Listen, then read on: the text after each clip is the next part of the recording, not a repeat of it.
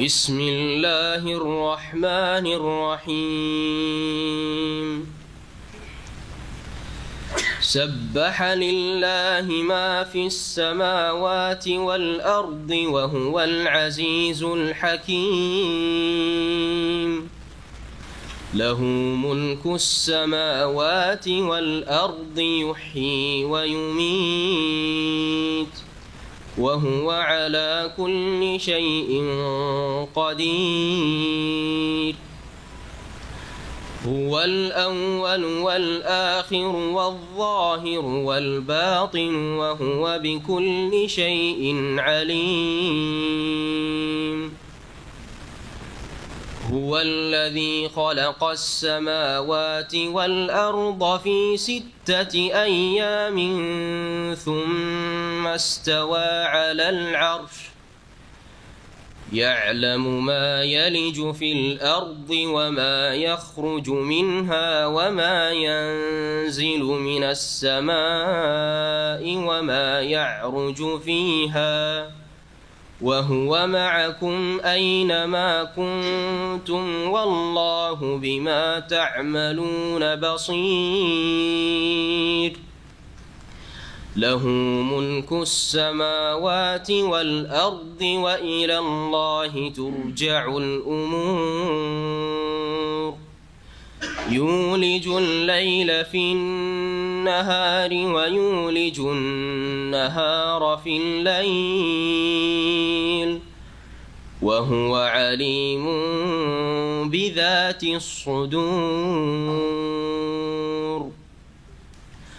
آمنوا بالله ورسوله وأنفقوا مما جعلكم مستخلفين فيه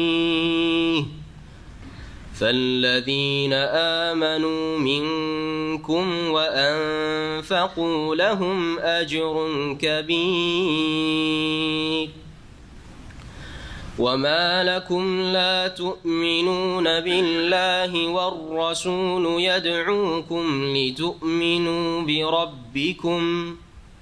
لتؤمنوا بربكم وقد أخذ ميثاقكم إن كنتم مؤمنين هو الذي ينزل على عبده آيات بينات ليخرجكم من الظلمات إلى النور وإن الله بكم لرؤوف رحيم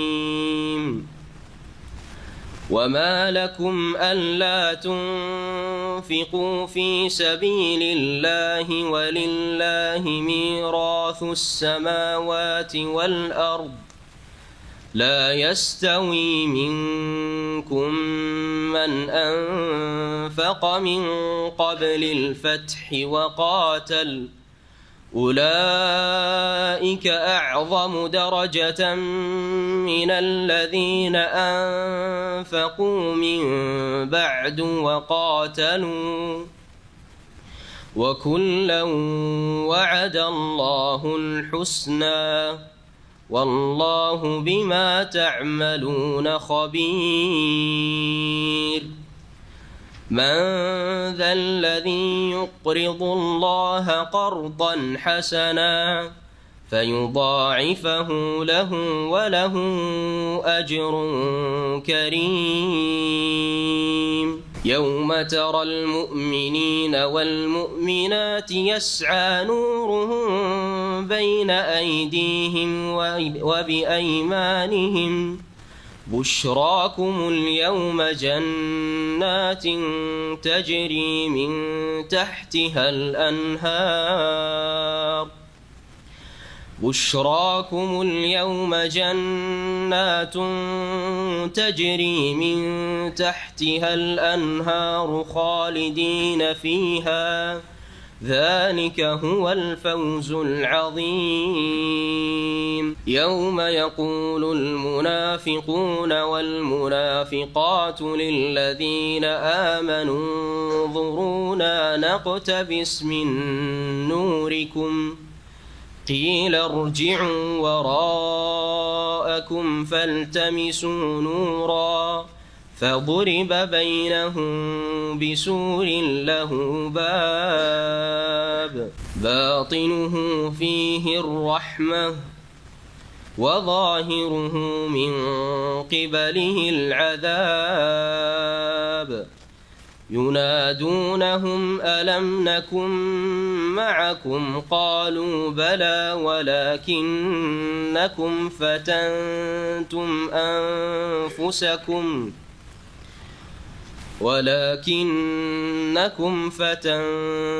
أنفسكم وتربصتم وارتبتم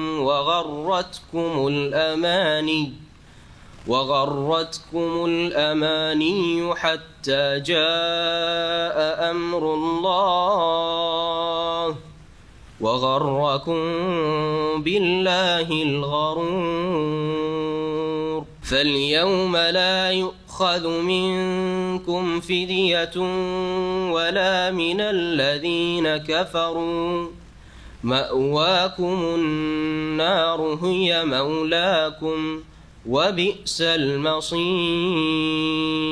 ألم يأن للذين آمنوا أن تخشع قلوبهم لذكر الله وما نزل من الحق ولا يكونوا كالذين أوتوا الكتاب من قبل فطال عليهم الأمد فقست قلوبهم وكثير منهم فاسقون اعلموا أن الله يحيي الأرض بعد موتها قد بينا لكم الآيات لعلكم تعقلون إن المصدقين والمصدقات وأقرضوا الله قرضا حسنا يضاعف لهم ولهم أجر كريم. السلام عليكم ورحمة الله وبركاته. إن الحمد لله نحمده ونستعينه ونستغفره ونعوذ بالله من شرور أنفسنا ومن سيئات أعمالنا من يهده الله فلا مضل له ومن يضلل فلا هادي له وأشهد أن لا إله إلا الله وحده لا شريك له وأشهد أن محمدا عبده ورسوله صلى الله تعالى عليه وعلى آله وصحبه وسلم تسليما كثيرا أما بعد فأعوذ بالله من الشيطان الرجيم بسم الله الرحمن الرحيم سبح لله ما في السماوات والأرض وهو العزيز الحكيم له ملك السماوات والأرض يحيي ويميت وهو على كل شيء قدير هو الأول والآخر والظاهر والباطن وهو بكل شيء عليم. সম্মানিত ভাতৃমণ্ডলী, আল্লাহ পাক রব্বুল আলামিনের যাবতীয় প্রশংসা, শুকরিয়া, হামদ এবং সানা, যিনি তার অশেষ রহমতে আমাদেরকে হেফাজতে রেখেছেন। আল্লাহ পাক রব্বুল আলামিনের অসংখ্য শুকরিয়া এবং প্রশংসা যে তিনি আমাদেরকে অসংখ্য নিয়ামত দান করেছেন। তার একটি বড় নিয়ামত হচ্ছে নিরাপত্তার নিয়ামত, সবচেয়ে বড় নিয়ামত হচ্ছে হিদায়াতের নিয়ামত, কোরআনে কারীমের জিন্দেগি, কোরআনে কারীম আল্লাহ পাকের ওয়াহিকে জানা এবং তার বাস্তবায়ন করা, তার প্রতি বিশ্বাস রেখে আল্লাহ পাকের আদেশ নিষেধ মেনে চলা। এই নিয়ামত যাকে আল্লাহ দিয়েছেন সে হচ্ছে মুমিন, মুসলিম, ঈমান এবং ইসলাম আল্লাহ পাকের সবচেয়ে বড় নিয়ামত। আল্লাহ পাক তাও আমাদেরকে দান করেছেন, তাই বলুন আলহামদুলিল্লাহ। সালাত এবং সালাম নাজিল হোক নবী মুহাম্মদ রাসূলুল্লাহ সাল্লাল্লাহু আলাইহি ওয়াসাল্লামের উপর, যিনি রাহমাতুল আলামিন, যার মাধ্যমে আল্লাহ পাক রব্বুল আলামিন আমাদেরকে হেদায়েত দান করেছেন। এই হজের মৌসুমের পরে, ঈদুল আজহার পরে আপনাদেরকে আবার জানাই ঈদুল আজহার যদিও বিলম্ব হলেও মোবারকবাদ। আল্লাহ পাক যেন আমাদের এই জীবনকে মোবারক করেন। আল্লাহ পাক রব্বুল আলামিন যেন আমাদের হেফাজতে রাখেন সমস্ত রকমের ফিতনা থেকে, ঈমান ইসলামের ফিতনা, দিনের ফিতনা, দুনিয়ার ফিতনা, সমস্ত রকমের ফিতনা থেকে আল্লাহ পাক যেন আমাদেরকে হেফাজতে রাখেন। যেসব ভাই বোনেরা হজে এসেছেন এবং তারা এখনও সহি সালামত আছেন, আল্লাহ পাক যেন তাদেরকে সহি সালামতে নিজ নিজ বাড়ি পর্যন্ত পৌঁছার তৌফিক দান করেন। আর যারা নিজ নিজ বাড়ি পর্যন্ত সহি সালামত পৌঁছে গেছেন, আল্লাহ পাক তাদের যেন হজকে কবুল করেন, হজকে মাবরুর মকবুল করেন এবং তাদেরকে সংশোধনের জীবন, নেক জীবন যাপনের তৌফিক দান করেন। আর যারা এই সফরে ক্ষতিগ্রস্ত হয়েছেন, বাহ্যিক দিক থেকে দুনিয়া থেকে বিদায় নিয়েছেন, আল্লাহ পাক তাদের রুহের মাগফিরাত করেন, তাদেরকে আল্লাহ পাক জান্নাতুল ফিরদৌস দান করেন, তাদের শাহাদাত কবুল করেন। আর যারা আহত হয়ে রয়েছেন, হয়তো আল্লাহ পাক তাদেরকে যেন দ্রুত শিফা দান করেন, সার্বিক কল্যাণ তাদেরকে আল্লাহ পাক দান করেন এবং সহি সালামতে নিজ নিজ ঘর পর্যন্ত ফেরার তৌফিক দান করেন। যেসব ভাইরা এখনও হজ করতে পারেনি, তাদেরকে আল্লাহ পাক হজ করার তৌফিক দান করেন। আমরা আমাদের এই বছরে জিলহজ মাসের আজকে 18 তারিখ, আর সামনে সপ্তাহে আর একটা সপ্তাহ এই মাসে পড়বে, তারপরে বছর আমাদের 1436 হিজরি শেষ হবে। আমাদের কিছু কিছু সূরার তাফসির যেহেতু ধারাবাহিক কয়েক বছর থেকে চলছে, বেশ কিছু মিস হয়ে গেছে যেগুলো হয়তো রেকর্ডে আসেনি। তাই অনেক ভাইদের অনুরোধ যে আবার যেন ওগুলো চলে আসে। দূর দূরান্ত থেকে তাফসির শুনে যারা, বিশেষ করে তাদের আগ্রহ দেখে আমরা সেগুলি পুরা করার চেষ্টা করছি। সূরা হাদিদের তাফসির আজকে করব এক অংশ, আর আগামী সপ্তাহে আল্লাহ পাক সহি সালামত রাখলে এক অংশ করে শেষ করব। আর তারপরে নতুন বছর 1437 হিজরি শুরু হবে মুহররমুল হারাম মাস থেকে।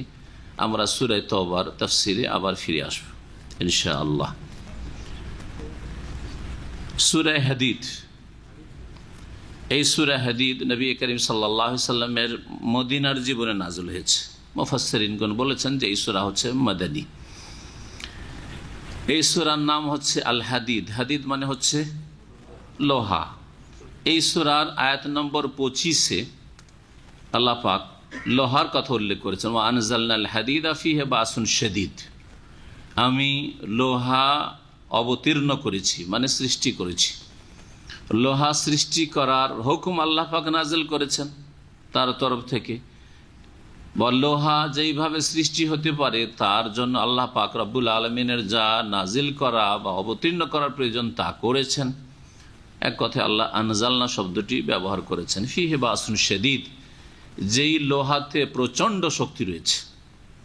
আল্লাহ পাক বলেছেন ওয়া মানাফিউ লিন-নাস, আর তাতে মানুষের বহু রকমের উপকারিতা রয়েছে। এই হাদিদ শব্দটি উল্লেখিত হয়েছে এই সূরার এই আয়াতে, যাকে নিয়ে এই সূরার নামকরণ হয়েছে সূরায়ে আল হাদিদ। এই সূরায় প্রথম দিকে আল্লাহ পাক রব্বুল আলামিনের তাসবিহের কথা উল্লেখ করা হয়েছে, যেটি আল্লাহ পাকের গুরুত্বপূর্ণ ইবাদত, এবং আল্লাহ পাক রব্বুল আলামিনকে সমস্ত ত্রুটি, দোষ আর ঘাটতি, অভাব এই সমস্ত থেকে মুক্ত হওয়ার ঘোষণা করা, সুবহানাল্লাহ বলা বা তাসবিহ করা। এই তসবিহ শুধু মুমিন মুসলিমই করে না, এই তসবিহ মালায়েকা সব সময় করেন। ইউসাব্বিহুনা আল-লাইলা ওয়ান-নাহারা লা ইয়াফতুরুন। আল্লাহ পাক মালায়েকা ফেরেশতা সম্পর্কে বলছেন তারা রাত দিন সর্বদাই তাসবিহ করতে থাকে, লা ইয়াফতুরুন, তারপরও তারা ক্লান্তি বোধ করে না। এই তাসবিহ মুমিন জিনেরাও করে। এই তাসবিহ এছাড়া যত মখলুকাত আল্লাহ পাক রব্বুল আলামিন রয়েছে, সেই সব মখলুকের প্রাণ থাকার নাই প্রাণহীন হোক, সমস্ত কিছু, সকলে এবং সব কিছুই আল্লাহ পাকের পবিত্রতা ঘোষণা করে। শুধু তার বাস্তব অবস্থা দিয়ে নয়, যেটাকে জবানে হাল বলা হয়, তার মানে তার যে অবস্থা দিয়ে তাসবিহ করা বলতে বোঝাচ্ছে আল্লাহ পাকের সৃষ্টি। সুতরাং যেই গুণ বা যেই বৈশিষ্ট্য দিয়ে আল্লাহ সৃষ্টি করেছেন সেই গুণ বা সেই বৈশিষ্ট্য প্রকাশ করা বা সেই কাজে আসা। আগুনকে আল্লাহ পাক জ্বালানোর জন্য সৃষ্টি করেছেন, পানিকে ঠান্ডা করার জন্য, পানিকে পিপাসা মেটানোর জন্য আল্লাহ সৃষ্টি করেছেন, বরফকে আল্লাহ ঠান্ডা করার জন্য সৃষ্টি করেছেন। এইভাবে যেই যেই জিনিসকে যেই গুণ বৈশিষ্ট্য দিয়ে সৃষ্টি করেছেন, এটা হচ্ছে তার বাস্তব অবস্থার লিসানুল হাল যেটাকে বলা হয়, তার যে অবস্থার ভাষায় তাসবিহ করা। শুধু এইটুকুই নয়, এটা তো করে, সকল সৃষ্টি করে, কাফেরও করে, কিন্তু এছাড়াও জবানে মাকাল, লিসানুল মাকাল, অর্থাৎ ভাষাগত দিক দিয়ে প্রত্যেক মখলুক, প্রত্যেক সৃষ্টি, পাহাড় পর্বত, হ্যাঁ, হাজার সাজার গাছপালা সব কিছুই তসবিহ করে, সব কিছুই তসবিহ করে আল্লাহ রাব্বুল আলামিনের। এর প্রমাণ সূরাতুল ইসরার আয়াত নম্বর 44 রয়েছে। আল্লাহ পাক বলছেন তুসাব্বিহু লাহুস সামাওয়াতুস সাবউ ওয়াল আরদু ওয়া মান ফিহিন, 7 আকাশ আর জমিন, ওয়ামান ফিহিন, আর যে কেউ এর মাঝে রয়েছে, এসব কি করে? তসবিহ করে। ওয়াইন মিন শাইইন, তারপরে আল্লাহ পাক আর কত একটা একটা করে গণাবেন, বলছেন ওয়াইন মিন শাইইন ইল্লা ইউসাব্বিহু বিহামদিহি, এমন কিছু নেই যা আল্লাহ পাকের প্রশংসার সাথে তসবিহ করে, সুবহানাল্লাহি ওয়া বিহামদিহি বলে না।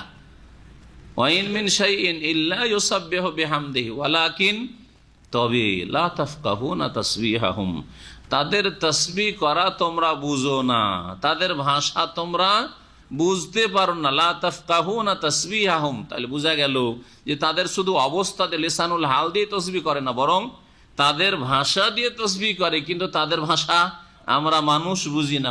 মানুষের ভাষা বুঝি, অন্যের ভাষা বুঝি না। মানুষেরই তো ভাষা, অন্য ভাষা, যেই ভাষা আপনি জানেন সেই ভাষাই তো বুঝেন না। হ্যাঁ, অন্য ভাষা দিয়ে যদি কেউ তসবিহ করে আপনি বুঝবেন? তামিল ভাষা, ইন্দোনেশি ভাষা দিয়ে তসবিহ করে বুঝবেন? আমি আল্লাহর পবিত্রতা ঘোষণা করছি বাংলা, আপনার বাংলাটা নন বেঙ্গলি বুঝবে? তো এটাই তো বুঝেন না। তো আল্লাহ রাব্বুল অন্য মাখলুকাত সম্পর্কে বলছেন ওয়ালাকিন লা তাফকাহুনা তাসবিহাহুম, এটি স্পষ্ট দলিল তারা তাদের ভাষাগত দিক থেকেও কথার দ্বারাও তসবিহ করে সমস্ত সৃষ্টি। তো এই তসবিহ দিয়ে আল্লাহ রাব্বুল আলামিন এই সূরাকে শুরু করেছেন। আর তারপরে আল্লাহ রাব্বুল আলামিনের নাম, গুণাবলী, যেগুলি গুণবাচক নাম, সেগুলি উল্লেখ করেছেন। আল্লাহ পাক রব্বুল আলমিনের সিফাত, গুণ উল্লেখ করেছেন। আল্লাহ রব্বুল আলমিনের কাজ, রুবুবিয়ত আল্লাহ পাক উল্লেখ করেছেন। আর বেশ কিছু আল্লাহ রব্বুল আলমিন আউয়াল, আখির, জাহের, বাতেন, এইগুলি আজিজ, হাকিম, আলিম, কাদির, এই সমস্ত গুণ আল্লাহ রব্বুল আলমিন উল্লেখ করেছেন। আল্লাহ রব্বুল আলমিন আসমান জমিন সৃষ্টি করলেন, এই বিষয়গুলি আল্লাহ পাকের কাজ উল্লেখ করেছেন। আল্লাহ রব্বুল আলমিন সব কিছুর খবর রাখেন, তার জ্ঞানের দিক থেকে, পরিবেষ্টনের দিক থেকে এবং ক্ষমতার দিক থেকে, বিভিন্ন দিক থেকে আল্লাহ পাক জানার দিক থেকে, দেখার দিক থেকে, সমস্ত দিক থেকে আল্লাহ পাক সব জায়গায়তে রয়েছেন, সকলের সাথে রয়েছেন। এই বিষয়গুলি আল্লাহ পাক উল্লেখ করেছেন। জমিন আসমানের মালিক তিনি, তারপর রাত দিনের আবর্তন বিবর্তনের মালিক তিনি, কখনো রাতকে ছোট করেন, দিন বড় করেন, দিনকে ছোট করে রাতকে বড় করেন, ইত্যাদি সব উল্লেখ করার পরে আল্লাহ পাক দাওয়াত দিচ্ছেন ঈমানের দিকে। আমিনু বিল্লাহি ওয়া রাসূলি, আল্লাহর প্রতি ঈমান নিয়ে আসুন এবং তার রাসূল মুহাম্মদ রাসূলুল্লাহ সাল্লাল্লাহু আলাইহি সাল্লামের প্রতি ঈমান নিয়ে আসো। এবং ঈমান নিয়ে আসার পরে এই ঈমানকে অন্যদের পর্যন্ত, ইসলামকে পৌঁছে দেওয়ার জন্য আল্লাহ রাস্তায় ব্যয় করতে হবে ধন সম্পদ, সেই দিকেও দাওয়াত দিয়েছেন। ওয়ানফিকু, এই মিম্মা জাআলাকুম মুস্তাখলাফিনা ফিহ। তো এইভাবে আল্লাহ রাব্বুল আলামিন সূরা হাদীদে এই বিষয়গুলো উল্লেখ করেছেন। প্রথম দিকে আল্লাহ রাব্বুল আলামিন তাসবির পরে তৌহিদে আসমা ও সিফাত, তারপরে তৌহিদে রুবুবিয়ত, যারা তৌহিদ বুঝেন, তৌহিদের প্রকরণগুলি বুঝেন, তাদের জন্য আবার বলছি। তারপরে তৌহিদুল উলুহিয়াত, আল্লাহর প্রতি ঈমানের দিকে আহ্বান, রাসূলের প্রতি ঈমানের দিকে আহ্বান। আর তারপরে অন্যান্য বিষয়গুলি উল্লেখিত হয়েছে, আখিরাতের কথা, আখিরাতে মুনাফিকদের অবস্থা, মুমিনদের অবস্থা, এইসব আল্লাহ পাক উল্লেখ করেছেন। এখন শুরু করি আমরা তরজমার সাথে তাফসীর। বিসমিল্লাহির রহমানির রহিম। সাব্বাহা লিল্লাহি মা ফিস সামাওয়াতি ওয়াল আরদি ওয়া হুয়াল আজিজুল হাকিম। কোরআনে কারীমের বেশ কিছু সূরা রয়েছে, যেই সূরাগুলি সাব্বাহা দিয়ে শুরু হয়েছে, না হয় ইউসাব্বিহু দিয়ে শুরু হয়েছে, আর না হলে সাব্বিহিসমা সাব্বিহ দিয়ে শুরু হয়েছে, আমরের সিগা দিয়ে শুরু হয়েছে। আল্লাহ রাব্বুনা বলছেন সাব্বাহা লিল্লাহ, মহান আল্লাহর পবিত্রতা ঘোষণা করে। মাহফিস সামাওয়াতি ওয়াল আরদি, আকাশসমূহ এবং জমিনে যা কিছু রয়েছে। তাহলে শুধু ব্যক্তি নয়, মান বলেননি, শুধু কেন মা বলা হয়েছে, যা কিছু ব্যক্তি বস্তু সব কিছু, আকাশ এবং জমিনের সব কিছুই আল্লাহ পাকের তাসবিহ করে, পবিত্রতা ঘোষণা করে। ওয়াহুয়াল আজিজুল হাকিম। আর কেন তারা পবিত্রতা ঘোষণা করবে না আল্লাহর সৃষ্টি, আল্লাহর মাখলুক? কারণ তিনি তো হচ্ছেন আল আজিজ, মহাপরাক্রান্ত। তিনি কারো কাছে হার মানেন না। আল আজিজ, ইজ্জত থেকে আজিজ আল্লাহ পাকের গুণবাচক নাম। আল হাকিম, হিকমত থেকে আল্লাহ পাকের নাম হচ্ছে আল হাকিম। তিনি মহাপ্রজ্ঞাময়, বিজ্ঞানময়। তিনি তার প্রত্যেকটি কথা কাজে, সে সৃষ্টিগত কাজ হোক অথবা বিধানগত কথা কাজ হোক, সবগুলিতে হিকমত, প্রজ্ঞা রয়েছে। সৃষ্টিগত কথা কাজ, আল্লাহ পাকের সৃষ্টিতে যা হচ্ছে, ঘটছে, যা আল্লাহ ঘটাচ্ছেন, প্রত্যেকটিতে হিকমত রয়েছে। আপনার জন্য অপ্রীতিকর হতে পারে, একটা দুর্ঘটনা হলো, এক দুর্যোগ আসলো, একটা আপনার জন্য আপনার মনের উল্টা কিছু হইলো, হ্যাঁ, আপনার আপনজনকে হারিয়ে ফেললেন, হ্যাঁ, আপনি নিজে ক্ষতিগ্রস্ত হলেন, আপনি বলছেন এতে তো কোনো লাভ দেখি না, ক্ষতি ছাড়া তো কিছু দেখলাম না। কিন্তু আল্লাহ পাকের এই সব কাজে হিকমত রয়েছে। কাউকে যদি আল্লাহ পাক আমির বানান, সচ্ছল বানান, তাতে হিকমত রয়েছে। কাউকে যদি ফকির বানান, তাতে হিকমত রয়েছে। কারো কাছ থেকে আল্লাহ কেড়ে নেন, তাতে হিকমত রয়েছে। কাউকে যদি আল্লাহ অঢেল কিছু দেন, তাতে হিকমত রয়েছে। এগুলো হচ্ছে আল্লাহ পাকের সৃষ্টিগত কাজ, আমরে কৌনি। আর আল্লাহ রাব্বুল আলামিনের বিধানগত বিষয় যেগুলি শরীয়তের বিধিবিধান, 5 ওয়াক্ত সালাত, তাতে তিনি হাকিম। হ্যাঁ, বাইতুল্লাহর হজ, তাতে তিনি হাকিম, প্রজ্ঞা রয়েছে, হিকমত রয়েছে। ওমরাতে হিকমত রয়েছে, হেজাব পর্দাতে হিকমত রয়েছে। আর নারীদের কর্মক্ষেত্র আলাদা, পুরুষদের কর্মক্ষেত্র আলাদা, একাকার হয়ে কাজকর্ম করবে না, এতে হিকমত রয়েছে। আর দেখুন কি পাশবিক জীবন যাপন করছে ওই সব মানুষরা যারা পশুর মতো নারী পুরুষ একাকার হয়ে বসবাস করে, জীবন যাপন করে, আর কর্মক্ষেত্রে একাকার হয়ে যায়। তো আল্লাহ পাকের প্রত্যেকটি বিধিবিধানে হিকমত রয়েছে। কুল ফালিল্লাহিল হিকমাতুল বালিগা, আল্লাহ পাকের মহান হিকমত রয়েছে। আল্লাহ পাকের নাম হচ্ছে আজিজ, আল্লাহ পাকের নাম হাকিম। তারপরে আল্লাহ বলছেন লাহু মুলকুস সামাওয়াতি ওয়াল আরদ, আকাশসমূহ এবং জমিনের মালিকানা, সার্বভৌমত্ব একমাত্র তাঁর। কে মালিক? একমাত্র আল্লাহ। বাহ্যিক দুনিয়াতে ধোকা খেয়ে যাচ্ছেন, অনেক বড় বড় মালিক দেখছেন, মনে হচ্ছে বিশাল দেশের মালিক।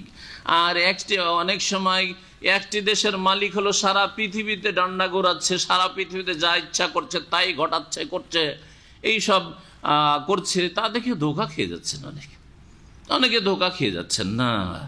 আল্লাহ পাক সত্যিকার মালিক, আল্লাহ রাব্বুল আলামিন। এই আল্লাহ পাক যে একক মালিক, তার এই মালিকানা সুস্পষ্ট হয়ে উঠবে একমাত্র কিয়ামতের দিন। দুনিয়াতে সকলের জন্য সুস্পষ্ট হয়ে উঠবে না, অনেকেই প্রতারণায় থাকবে, ধোকা খেয়ে থাকবে, আর মনে করে আমি অনেক কিছুর মালিক হয়েছি, আমিও গাড়ি বাড়ি নারীর মালিক হয়েছি, আমিও ধন সম্পদের মালিক হয়েছি। কেমন মালিক দেখুন, যে আপনার হাতে কিছুদিন থাকলো, তারপরে আপনাকে ছেড়ে দিয়ে আপনার ধন সম্পদ যেগুলির মালিক ছিল সেগুলি চলে গেল, অথবা আপনাকে ছেড়ে চলে যেতে হলো। হচ্ছে না। আর সেগুলির মালিক আল্লাহ পাক অন্যকে বানিয়ে দিলেন। এই জন্য এই সূরাতে একটা অংশে রয়েছে ওয়ালিল্লাহি মিরাসুস সামাওয়াত, আসমান জমিনের মিরাস কার? আল্লাহর। আসলে আমরা দেখি আমাদের ধন সম্পদে কিছু না, কিছুদিন আমাদের হাতে থাকলো, তারপরে আল্লাহ যাকে ইচ্ছা তাকে ওয়ারিস বানিয়ে দিলেন। আল্লাহ আপনার ছেলে মেয়েকে যদি ওয়ারিস বানাইতে চান, তো সেগুলি আপনার ইন্তেকালের সময় বেঁচে থাকলো, না হলে গেছে, তার আগে মারা গেছে, তো ওরাও পেল না, অন্য কেউ পেল, অথবা তাদেরও হাত ছাড়া হয়ে গেল, বৈধ আর অবৈধ হয় যেইভাবে হোক না কেন, অন্যের হাতে চলে গেল। হচ্ছে না। জি হ্যাঁ। তো আসল মালিক আল্লাহ রাব্বুল আলামিন, লাহু মুলকুস সামাওয়াতি ইউহয়ি ওয়া ইউমীত। তিনি একমাত্র প্রাণ দান করেন, কেউ প্রাণ দান করতে পারে না। সুতরাং এই শিরকি কুফরি আকীদা রাখেন না যে মাজারে গেলে ওলিরা বাবারা ছেলে মেয়ে দিতে পারে, ছেলে মেয়ের আশাই, হ্যাঁ, সন্তানের আশাই যাবে মাজারে। না, মুশরিকদের কাজ, এটা মুসলিমের কাজ হইতে পারে না।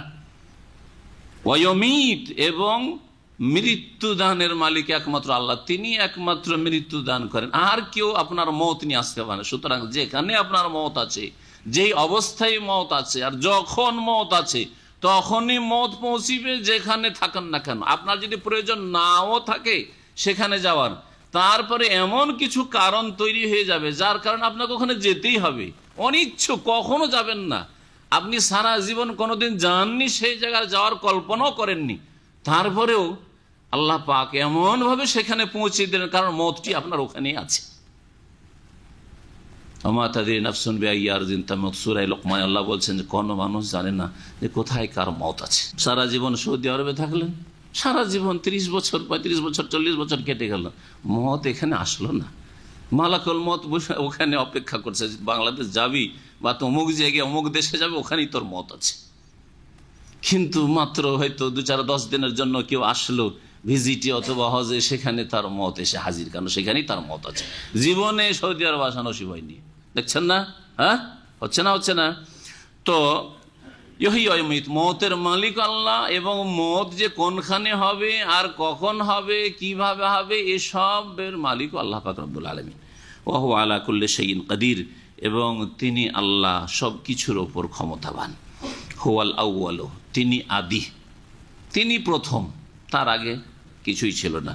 ওয়াল আখির, তিনি অন্ত, তারপরে আর কিছুই থাকবে না, যে আল্লাহর পরে আরো কিছু থাকবে না। আল্লাহর আদি নেই, শুরু নেই, শেষ নেই। ওয়াল আউয়াল ওয়াল আখির ওয়াল যাহির ওয়াল বাতিন, তিনি প্রকাশমান। আয-যাহির, জাহেরের তাফসীর করতে গিয়ে মুফাসসির বলছেন তিনি বিজয়ী সকল কিছুর ওপর, সকলের ওপর, সব কিছুর বিজয়ী আল্লাহ রাব্বুল আলামিন। যাহরা ইয়াজহারু মানে বিজয়ী হওয়া হয়। ফাসবাহু জাহিরিন, তবে নবী সাল্লাল্লাহু আলাইহি ওয়াসাল্লামের হাদিসে রয়েছে লা তাযালু তায়ফাতুম মিন উম্মতি জাহিরিন আলাল হক, আমার উম্মতের একটি দল, হকপন্থী দল, নাজাত প্রাপ্ত দল, যাদেরকে বলছেন সাহায্য প্রাপ্ত দল, মানসুরা, জাহিরিন আলাল হক, সত্যের ওপর বিজয়ী থাকবে সর্বদা। সত্যের ওপর কি থাকবে? বিজয়ী থাকবে। ওখানে জাহিরিন, জাহারা মানে সেখানে শুধু প্রকাশ নাই, যে প্রকাশ পায় বিজয়ী প্রকাশ পায়। তো ওয়াজাহির মানে যিনি আল্লাহ বিজয়ী, আয-যাহির প্রকাশমান শাব্দিক অর্থ, ওয়াল বাতিন যিনি অপ্রকাশমান, ওয়া হুয়া বিকুল্লি শাইইন আলিম, এবং তিনি হচ্ছেন সবকিছু সম্পর্কে সর্বজ্ঞ, সবকিছু সম্পর্কে মহাজ্ঞানী। এই আয়াতে যে আল্লাহ পাক রব্বুল আলামিনের গুণবাচক একটি নাম আল আউয়াল, আল আখির, আল যাহির, আল বাতিন, এই নামগুলি দেখলাম। এই মর্মে একটি দোয়া শোনায় নবী করিম সাল্লাল্লাহু আলাইহি ওয়াসাল্লামের, মুসনাদ আহমদেও রয়েছে আর সহিহ মুসলিমে রয়েছে। সহিহ মুসলিমের সাহল রাদিয়াল্লাহু তাআলা আনহু থেকে বর্ণিত, তিনি বলছেন কান আবু সালেহ ইয়ামুরুনা ইযা আরাদা আহাদুনা আইয়ানাম, বলছেন আবু সালেহ আমাদেরকে নির্দেশ দিতেন আমাদের কেউ যখন ঘুমাতে চাইবে, অর্থাৎ ঘুমাবার পূর্বে যেন এই দোয়া পড়ি, আইয়াজতাজি আলা শিক্কিহিল আইমান, ডান দিকে কাত হয়ে শুইবে, এটা হচ্ছে সুন্নতি শোয়া। সুম্মা ইয়াকুল, আর তারপরে এই দোয়া বলবে আল্লাহুম্মা রাব্বাস সামাওয়াতি ওয়া রাব্বাল আরদি ওয়া রাব্বাল আরশিল আযীম, রব্বানা ওয়া রাব্বা কুল্লি শাইইন ফালিকাল হাব্বি ওয়ান নাওয়া মুনজিলাত তাওরাতি ওয়াল ইনজিল ওয়াল ফুরকান আউযু বিকা মিন শাররি কুল্লি যী শাররিন আনতা আখিযুন বিনাসিয়াতি আল্লাহুম্মা আনতাল আউয়ালু ফালাইসা ক্বাবলাকা শাই। গোটা দোয়ার তরজমা করব না, কারণ আমাদের কাছে সময় কম।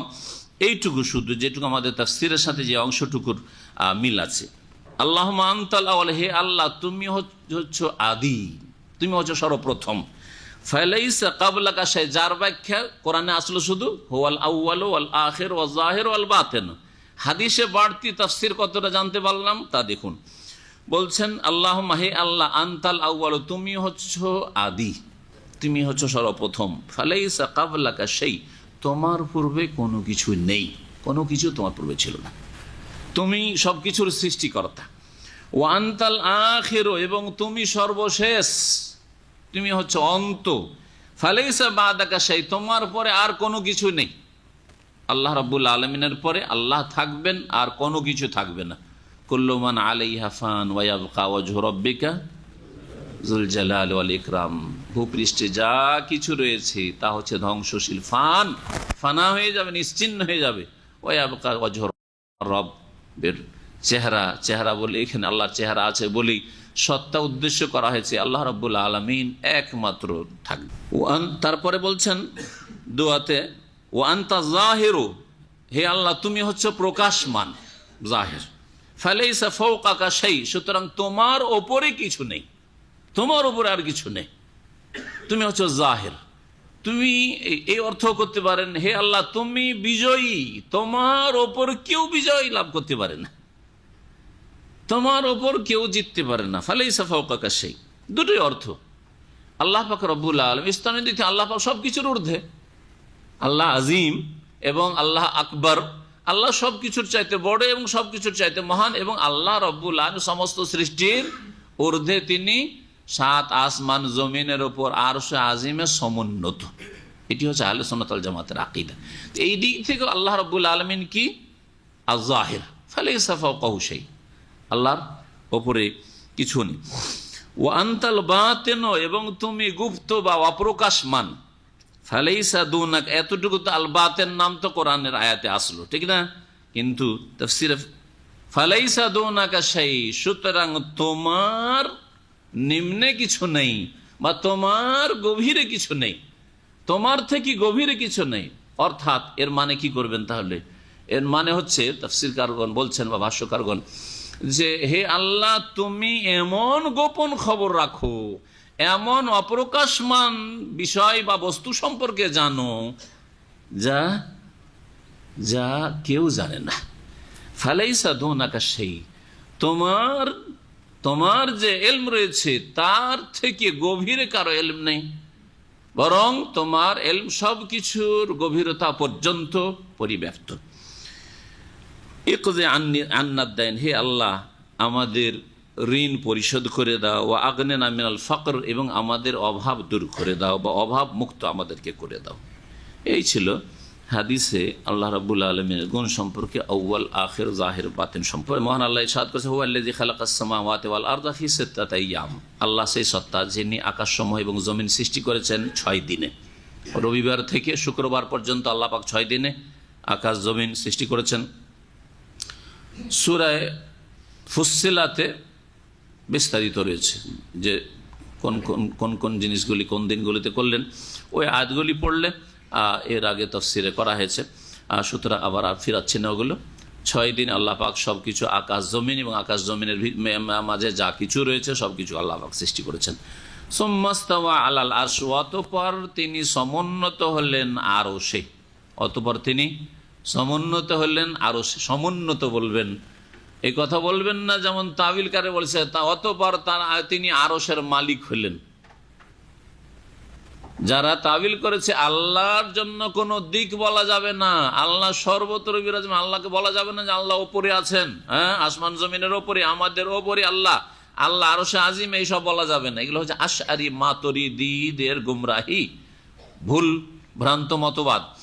যার ফলে তারা কি করে, ইস্তাওয়া মানে তাদের কাছে ইস্তাওলা মানে মালিক হওয়া, ওলি থেকে মালিক হওয়া। তো সুম্মাস্তাওয়া আল আরশ মানে অতবার তিনি আরশের অধিপতি হলেন, তাদের কাছে গুমরাহি অর্থ, আরশের মালিক হলেন। তার মানে আসমান জমিন সৃষ্টি করার আগে তো আল্লাহর আরশ ছিল না, ছিল না? হ্যাঁ, আল্লাহ তো আরশ আগে সৃষ্টি করেছেন, ঠিক না? এইটাই যদি অর্থ হয় যে অথবা আসমান জমিন 6 দিনে সৃষ্টি করার পরে আল্লাহ আরশের মালিক হলেন, অধিপতি হলেন, তার মানে আল্লাহর আধিপত্য আসমান জমিন সৃষ্টি করার আগে আরশের উপর ছিল না। ঠিক ওই রকমই এরা অর্থ করে, যেমন কোন শাসক সম্পর্কে যে 5 বছর পরে এক দল বিদায় হলো আর এক দল আসলো, বলছে অমুক দল এখন গদিতে বসেছে বা অমুক ব্যক্তি এখন গদিতে বসেছে, হ্যাঁ সিংহাসনে বসেছে। তো ওই রকমই অর্থ এরা করে থাকে, দুনিয়ার শাসকের সাথে তুলনা করে ওই রকমই অর্থ করে থাকে। আজার ফারে এলা গুমরাহির শিকার। বরং আল্লাহ রাব্বুল আলামিন যে সমস্ত সৃষ্টির ঊর্ধ্বে, এ কথা মানুষের ফিতরাতও বলে, মানুষের প্রকৃতি বলে, অনুভূতিও বলে, এহসাস অনুভূতিও বলে, ফিতরাতও বলে, কোরআন সুন্নাহর ওহীও বলে। কোরআন সুন্নাহর ওহী বলে ফিতরাত, মানুষের প্রকৃতি কেমন করে বলে। মানুষের প্রকৃতি যখন বান্দা আল্লাহর কাছে দোয়া করে তখন মনটা কোন দিকে যায়? হ্যাঁ, উপর দিকে যায়। হাতটা কোন দিকে উঠান? উপর দিকে উঠান। হ্যাঁ, বালা মুসিবতে পড়লে আল্লাহ। আর ও আশারি মতবাদে আর ওই মাতুরিদি মতবাদে গুমরাহিতে বিশ্বাসী যারা আল্লাহ সর্বত্র বিরাজমান, তারা কিন্তু আল্লাহ এরকম করে না। করে? আল্লাহ করে এরকম? আল্লাহ করে না। বালা মুসিবতে পড়লে তাহলে বোঝা গেল যে ওর প্রকৃতি বলছে যে তোর আসল ইমান হচ্ছে যে আল্লাহ সবকিছুর ঊর্ধ্বে আছে। আর দিন ইসলাম হচ্ছে দিনুল ফিতরা, দিন ইসলাম হচ্ছে প্রাকৃতিক দিন, ন্যাচারাল দিন। কুল্লু মাউলুদিন ইউলাদু আলাল ফিতরা, প্রত্যেক শিশু জন্মায় ইসলামের ফিতরাতের উপর।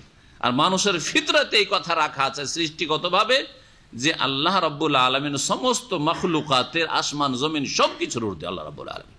ইয়ালামু মা ইয়ালজু ফিল আরজ, তিনি জানেন যা কিছু জমিনে প্রবেশ করে, জমিনে যা কিছু প্রবেশ করে, যা কিছু করতে পারে। তার দুই একটা উদাহরণ এর আগে এইরকম আয়াতগুলি অনেকবারই আমাদের তাফসীরে এসেছে।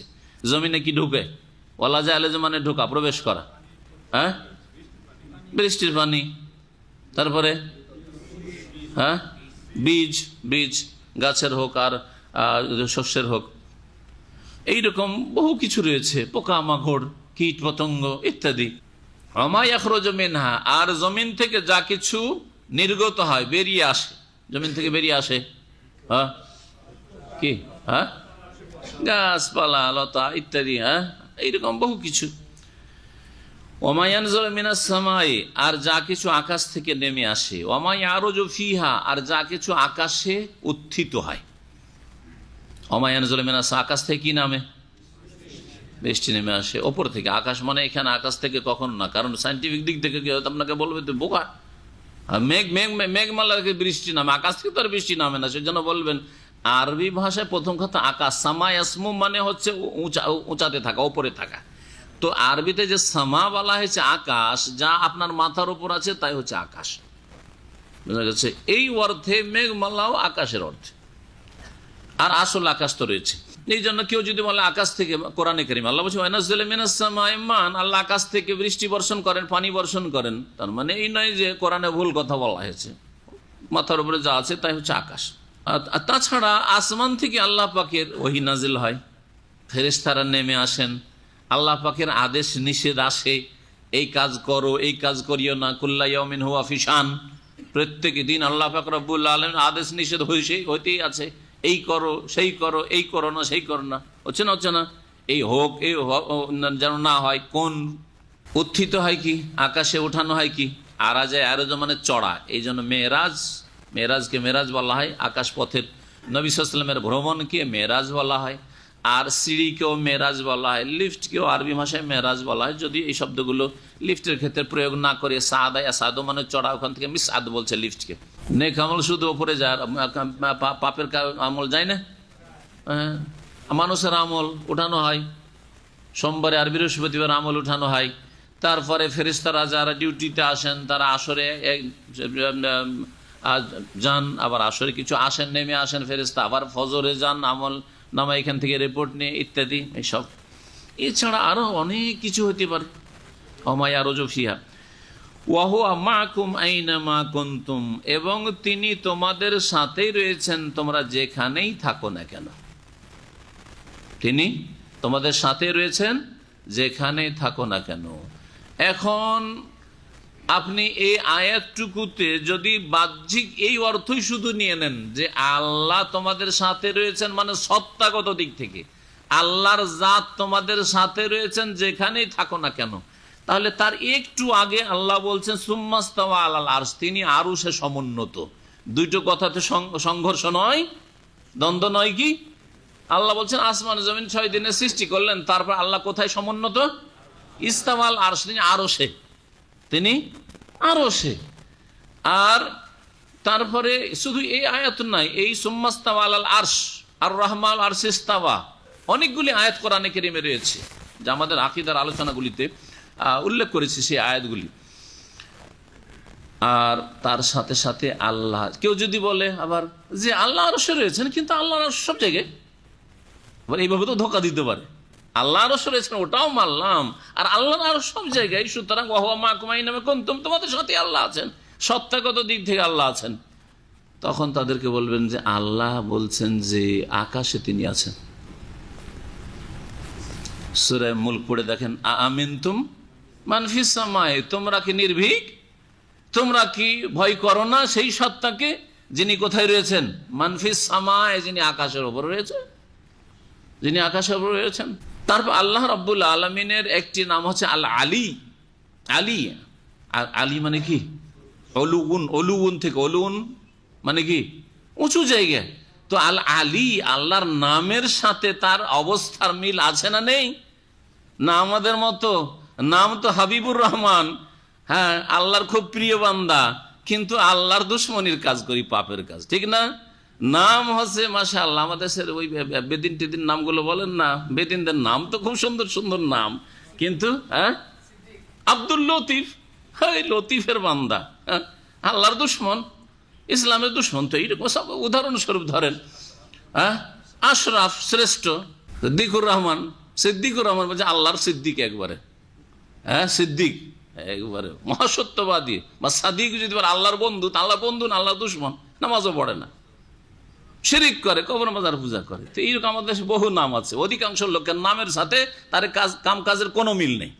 বোঝা গেছে না? আকীদার মিল আছে না, ইবাদতের মিল আছে না, আখলাক চরিত্রের মিল আছে, কোনো মিল নেই দ্বীন ইসলামের সাথে, আল্লাহর সাথে দাবি করে। কিন্তু আল্লাহর নামের প্রত্যেকটি নামের সাথে তার কাজের গুণের মিল আছে। আল আলী তিনি, ওয়াহুয়াল আলিউল আজিম, সাব্বিহ ইসমা রাব্বিকাল আ'লা, তিনি সর্বোচ্চ। তাহলে তিনি সর্বোচ্চ শুধু মুখে বলবেন, আর কাজের বেলা আল্লাহ সব জায়গাতে আছেন, হ্যাঁ পাক না পাক সব জায়গাতে আছেন, আপনার ঘর না পাক ঘরেও আছেন, বাথরুমে আছেন, সব জায়গায় সর্বত্র বিরাজমান। তো গুমরাহি, এটা একেবারে নিছক হিন্দুদের কথা। হিন্দুদের থেকে কি করে যে চলে আসলো এই আকীদা ভারত উপমহাদেশের বিদাতি মুসলিমদের ঘর, বিদাতি মৌলভী সাহেবদের ঘরে? মুশকিলটা হচ্ছে যে মোল্লাদের বদ আকীদা। এটা জনসাধারণ যদি গুমরাহি হইতো তাহলে তো খুব সহজে সংশোধন হয়ে যেত, জনসাধারণকে বুঝিয়ে দেওয়া সহজ। কিন্তু মোল্লা মৌলবীরা কোরআন হাদিস পড়েও আল্লাহ তাদের বুঝার তৌফিক দিল না, এক শ্রেণীর যারা এই গুমরাহিতে লিপ্ত রয়েছে। তো কথা হচ্ছে যে আল্লাহ আকাশের ওপরে রয়েছেন, আকাশের ওপরে আরশে আজিমে রয়েছেন। আল্লাহর কথায় কোন রকমের দ্বন্দ্ব নেই, তাজাদ নেই, পরস্পর বিরোধী কথা কোরআনে কারিমে নেই, রাসূলের হাদিসে পরস্পর বিরোধী নেই। বাহ্যিক যদি রাসূলের হাদিসে কোথাও যদি দেখা যায় যে দুই রকমের অর্থ বহনকারী, তাহলে তার সমন্বয় অবশ্যই সন্ধান করেছেন মুহাদ্দিসিনে কেরাম। কিন্তু কোরআনে কারিমে কোথাও বাহ্যিক দ্বন্দ্ব নেই, দ্বন্দ্বই নেই। আসলে আপনার বোঝার ক্ষেত্রে আপনার মগজে দ্বন্দ্ব ঠিক আছে, কোনো দ্বন্দ্ব নেই। কারণ আল্লাহ পাক দ্বন্দ্ব কখনো হয় যে ভুলে যায়, আমরা ভুলে যাই। আজকে থেকে 5 বছর আগে একটা ওই ফতোয়া জিজ্ঞেস করেছেন, মাসলা জিজ্ঞেস করেছেন, বলেছি একরকম, বলেই গেছি কি বলেছে না বলেছি। আজকে আবার জিজ্ঞেস করলেন, দিলাম উল্টো আরেকটা বললে। হইতে পারে না, পারে না, না হইতে পারে না। অনেকে বলতে পারে যে হইতে পারে না, আল্লামা বড় বড় হয়তো তারা, হ্যাঁ আল্লামা হইলে হয় না, না মানুষ বলে না, আরে আদম বলেছেন, সকলের বাপ বলেছেন, সুতরাং কেউ যদি দাবি করে যে আমার ভুল হয় না, তো জাহেল সে। কিন্তু আল্লাহ পাক অমা কানা রব্বুকা নাসিয়া, কোরআন আল্লাহ বলছেন, হে মানুষ শোনো, তোমার রব কখনো ভুলেন না। অমা কানা রব্বুকা নাসিয়া, তোমার রব ভুলে যান না। নাসিয়া মানে ভুলে যাওয়া, কখন আল্লাহ পাক ভুলেন না। তো কথাই দ্বন্দ্ব হয় কার, যে ভুলে যায়, হ্যাঁ জবান ঠিক রাখতে পারেন না, একবার একরকম আর একবার আর একরকম, বা হয়তো ভুলে গেছে, ইচ্ছা করে পারে না কিন্তু ভুলে গেছে, এইরকম তো নয়। তারপরে আল্লাহ পাক চ্যালেঞ্জ করেছেন কাফের মুশরিকদেরকে কোরআন সম্পর্কে, ওয়ালাউ কানা মিন ইনদি গায়রিল্লাহি লাওয়াজাদু ফীহি ইখতিলাফান কাসীরা। কোরআন যদি আল্লাহ ছাড়া কারো তরফ থেকে হইতো, মানুষের তৈরি করা রচনা করা হইতো, লাওয়াজাদু ফীহি ইখতিলাফান কাসীরা, তাহলে তাতে বড়ই বিরোধ দেখতে পেত। কোনো বিরোধ নাই কোরআনে কারিমে। সুতরাং যারা এরকম বিরোধ সৃষ্টি করে বলে যে না না না না আল্লাহ সর্বত্র বিরাজমান, সত্তাগত দিক থেকে আল্লাহর জাত সব জায়গায়, এই কথা মোটেই ঠিক নয়। বরং এটি গুমরাহদের আকীদা, আহলে সুন্নাত ওয়াল জামাতের আকীদাও নয়, 4 ইমামের আকীদা নয়। 4 ইমামের যে মযহাব ফলো করে থাকে এক শ্রেণীর লোকেরা, ইমাম আবু হানিফারও আকীদা এটা নেই, ইমাম শাফিরও আকীদা না, মালিকেরও আকীদা না, আহমদের আকীদা না, কারও আকীদা নেই। আশআরী মাতুরিদি আকীদা এই আইম্মায়ে কেরামদের কারো আকীদা ছিল না। এগুলো পরবর্তীকালে এক শ্রেণীর লোকেরা এইসব ভ্রান্ত আকীদা তারা গ্রহণ করেছে। মাসলা মাসাইলের ক্ষেত্রে ফিকহি মাসলা মাসাইলে হানফি হবে, অথবা শাফি হবে, অথবা মালিকি হবে। আর আকীদা নাকি আবু হানিফার কাছ থেকে নেওয়া যাবে না, শাফির কাছ থেকে নেওয়া যাবে না, মালিকের কাছ থেকে নেওয়া যাবে না। তখন আবুল হাসান আশআরীর কাছ থেকে শাফি মালিকিরা নিল, আর হানাফিরা তখন বলছে আকীদা আমাদের আবু হানিফার কাছ থেকে নেওয়া যাবে না, ওর চাইতে বড় নাকি কেউ আছে। কার কাছ থেকে? বলছে আবু মানসুর মাতুরিদির কাছ থেকে, যার ফলে এই গুমরাহির শিকার হয়েছে। পক্ষান্তরে হাম্বলীরা এই এই এই এদের চাইতে ভালো। হাম্বলিরা করেছে কি, ওরা বলছে ফিকহি মাসলা মাসাইলে যখন মুজতাহিদ আমরা মানছি ইমাম আহমদকে, তাহলে আকীদার ক্ষেত্রে কেন তিনি মুজতাহিদ নন? আকীদার ক্ষেত্রেও তিনি মুজতাহিদ।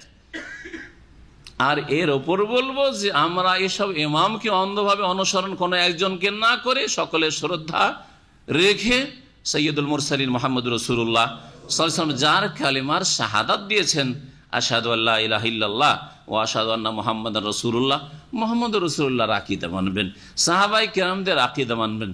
তাদের আকীদাতে এইসব আশারি আর মাতুরিদের মতবাদ আল্লাহ সর্বত্র বিরাজমান, আর আল্লাহ রাব্বুল আলামিন আরশ আজিমের নেই, এইসব গুমরাহি ছিল না।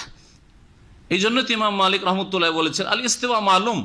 ইমাম মালিক বলছেন আল ইস্তিওয়া মালুম, আল্লাহ আরশে সমুন্নত, এই কথা জানা। অল কাইফ মাজহুল, তবে এর ধরন আমাদের জানা নেই। ফিরে আসি তাফসীরের দিকে। আল্লাহ পাক বলছেন ওয়া হুয়া মাআকুম আইনামা কুনতুম, তাহলে কোন দিক দিয়ে নেবেন? আল্লাহ আরশেও সমুন্নত, ওইটাও ঠিক রাখতে হবে। আল্লাহ আসমানের ওপর আছেন, আমেনতুম মান ফিস সামা, যিনি আকাশে রয়েছেন, এই আয়াতও ঠিক রাখতে হবে, এর ওপর ঈমান ফরজ। আর ওয়া হুয়া মাআকুম আইনামা কুনতুম, এটাও বিশ্বাস করা ফরজ। তাহলে কি বলতে হবে? তিনি তোমাদের সাথে রয়েছেন যেখানেই থাকো না কেন। সাধারণ যে কোনো সৃষ্টির সাথে একটা থাকে, আল্লাহর হচ্ছে মাইয়াতে আম্মা, সাধারণভাবে সাথে থাকা, আর একটা হচ্ছে মাইয়াতে খাসা, বিশেষভাবে সাথে থাকা। সাধারণভাবে সাথে থাকা হচ্ছে আল্লাহ পাকের জ্ঞানের দিক থেকে, সব কিছুর সাথে সব কিছুর জ্ঞান রাখেন, সকলের জ্ঞান রাখেন। ক্ষমতার দিক থেকে সব কিছুর ওপর তিনি ক্ষমতাবান। তারপরে দেখার দিক থেকে সব কিছু তিনি দেখেন, শোনার দিক থেকে সব কিছুই শোনেন তিনি, সকলের শোনেন। তারপরে পরিবেশনের দিক থেকে আল্লাহ পাক সব কিছুকে ঘিরে আছেন। কাদ আহাতা আন্নাল্লাহ কাদ আহাতা বিকুল্লি শাইইন ইলমা, আল্লাহ পাক সূরা জিনে বলেছেন। শুনে রাখো, আল্লাহ পাক সব কিছুকে পরিবেষ্টন করে রেখেছেন তার জ্ঞান দ্বারা। এই না যে তার সত্তা দ্বারা সব জায়গায় মজুদ। আল্লাহ সৌদি আরবে আছেন, আল্লাহ আমেরিকাতেও আছেন, জাপানেও আছেন, আর জলেও আছেন, স্থলে আছেন, সাগরে আছেন, নদী নালাতেও আছেন, সর্বত্র বিরাজমান। মানে কি সব জায়গায় আল্লাহ? না, আল্লাহ বলছেন আহাতা বিকুল্লি শাইইন ইলমা। সুতরাং এটি তাওয়িল নয়, বরং এটা হচ্ছে এমন অর্থ যেই অর্থের মাধ্যমে আপনার অন্য অন্য আয়াতের সাথে সমন্বয় হবে। আর এটি হচ্ছে আহলে সুন্নাত ওয়াল জামাতের আকীদা, এটা হচ্ছে সালাফে সালেহর আকীদা, এটি হচ্ছে সাহাবায়ে কেরামদের আকীদা। এই আকীদার ওপর রাসূলুল্লাহ সাল্লাল্লাহু আলাইহি ওয়াসাল্লাম সাহাবায়ে কেরামদেরকে ছেড়ে গেছেন। ওয়াল্লাহু বিমা তা'মালুনা বাসীর। এই জন্য দেখেন ওয়া হুয়া মাআকুম আইনামা কুনতুম বলার পরে বলছেন আল্লাহ তোমরা যা কিছু করো তা কি করছেন? দেখছেন, বাসীর, দেখছেন। লাহু মুলকুস সামাওয়াতি ওয়াল আরদ, আসমান জমিনের মালিকানা তার। ওয়া ইলাল্লাহি তুরজাউল উমুর, আর সব কিছুই তার কাছে ফিরে যাবে। দেখুন একটু গভীরভাবে চিন্তা, সব কিছু আল্লাহর কাছে ফিরে যাবে। দুনিয়া আসছে যাচ্ছে, আসছে যাচ্ছে, আসছে যাচ্ছে। মানুষ মেহমান খানা কিছু আসলো, মোসাফির খানা নয়, মেহমান খানা, যাই বলবেন। হ্যাঁ, আমরা বিভিন্ন হোটেলে গিয়ে থাকি, ওই হোটেলে কত লোক আমার আগে থেকেছে, আর কত আমিও থাকলাম, আর তারপরে আবার কত লোক থাকবে, ঠিক না? তো ওই রকম হচ্ছে দুনিয়া। আর তারপরে এই মুসাফির খানা থেকে সব চলে যাচ্ছে, আসছে আর যাচ্ছে। শেষখানে কার কাছে ফিরে যাবে? সব আল্লাহর কাছে ফিরে যাবে। এত জমি জায়গা আর এত যে আপনার ধন সম্পদ, সব কিছু কিন্তু ওই রকমই, সকলে ছেড়ে দিয়ে চলে যাবে। দুনিয়া থেকে মানুষ শেষ হয়ে যাবে, আল্লাহর মালিকানা আল্লাহর কাছে থেকে যাবে, সব থেকে যাবে আল্লাহর কাছে। ওয়া ইলাল্লাহি তুরজাউল উমুর। ইউলিজুল লাইলা ফিন নাহারি ওয়া ইউলিজুন নাহারা ফিল লাইল, আল্লাহ পাক রাতকে দিনে প্রবিষ্ট করেন। ওয়া ইউলিজুন নাহারা ফিল লাইল, আর দিনকে রাতে প্রবিষ্ট করেন। রাতকে দিনে ঢুকিয়ে দেন, আর দিনকে রাতে ঢুকিয়ে দেন। এর অর্থ কি? এর একটা অর্থ হচ্ছে যে রাতকে দিনে ঢুকিয়ে দেন মানে রাত থাকতে থাকতে, রাতকে দিনে ঢুকিয়ে দেন মানে দিন চলছিল, রাত চলে আসলো, রাত এসে দিনকে কি করলো? ঢেকে নিল। তারপর রাত হয়ে গেল, সন্ধ্যা হয়ে গেল, সূর্য ডুবে গেল, রাতে। তারপরে দিনকে রাতে ঢুকিয়ে দেন, রাত চলছিল, তারপরে দিনের এমন আলো পড়লো যে রাতকে দিল তাড়িয়ে, রাতের অন্ধকারকে তাড়িয়ে দিয়ে একবার আলোকিত করে দিল। এটা একটা অর্থ। আর একটি অর্থ হচ্ছে ঢুকিয়ে দেওয়া মানে রাতের কিছু অংশ দিনে ঢুকিয়ে দেওয়া, দিনের কিছু অংশ রাতে ঢুকিয়ে দেওয়া। মানে আল্লাহ সেই সত্তা যিনি কখনো রাতকে ছোট করেন, দিনকে বড় করেন, আবার কখনো দিনকে বড় করেন, রাতকে ছোট করেন। এটা হচ্ছে ওর অর্থ। ওয়াহু আলিমুন বেজাতিস সুদূর, এবং সেই আল্লাহ অন্তর্যামী। আলিমুন বেজাতিস সুদূর, যা বক্ষের ভিতরে রয়েছে সে সম্পর্কে সম্যক জ্ঞানী, অর্থাৎ তিনি অন্তর্যামী। আমিনু বিল্লাহি ওয়া রাসূলি, সুতরাং আল্লাহ পাকের যখন এগুলি গুণ, আল্লাহর মহত্ব, আল্লাহর বড়ত্ব এবং আল্লাহ পাকের গুণাবলী আল্লাহ পাকে শোনালেন, সুতরাং তোমাদের কি করণীয়? তোমাদের করণীয় হচ্ছে আল্লাহর প্রতি ঈমান নিয়ে আসো, ওয়া রাসূলিহি, এবং তার রাসূলের প্রতি ঈমান নিয়ে আসো। বোঝা গেল যে শুধু আল্লাহর প্রতি ঈমান নিয়ে আসা অসম্পূর্ণ ঈমান। এই জন্য ইহুদি খ্রিস্টান যদি বলে যে আমরা আল্লাহকে বিশ্বাস করি, সেটা তাদের ঈমানের জন্য যথেষ্ট না, অর্ধেক ঈমান, অর্ধেক কুফরি, যার ফলে কখনো মুক্তি পাবে না। শেষ নবী মুহাম্মদ রাসূলুল্লাহ সাল্লাল্লাহু আলাইহি ওয়াসাল্লামের প্রতি তারা ঈমান নিয়ে আসে না।